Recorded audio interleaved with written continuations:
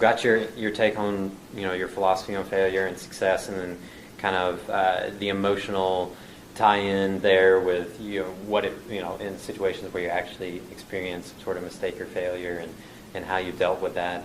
Do you have any other kind of general thoughts? And as you kind of summarize, why don't you kind of sum things up for the people watching, and throw in anything else that you wanted to make sure you conveyed?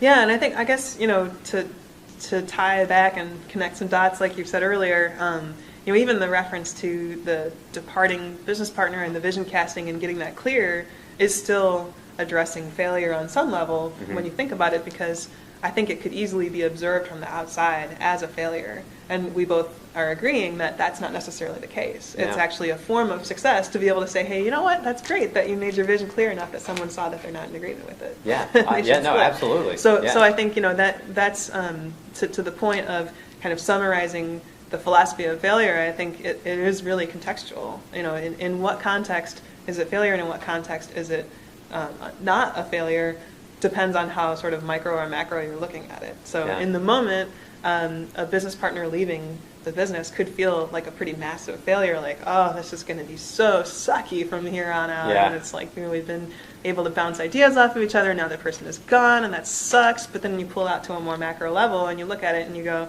actually, that's cool, because that means that that I'm being really crystal clear about what it is that I need to do, and he's really crystal clear about what he needs to do, and that's great. And the market needs that clarity, So absolutely. I think that's part of the sort of iterative process of failure, and understanding that if you fail on a really micro level, that it's ruling out, like we talked about earlier, in an experimentation philosophy, it's ruling out that that possibility out of the myriad sets of possibilities, and it's one less thing for you to worry about. So you can focus on all the other opportunities, all the other possibilities, and find where the biggest success is going to be for you, and the biggest opportunities that can grow and grow, and open more doors to more experimentation and more micro failures but macro successes. Cool. Well, thanks so much, Kate. Yeah, my pleasure. It was a pleasure, and thanks for having me on. Yeah. So Kate O'Neill, meta marketer. Check her out online.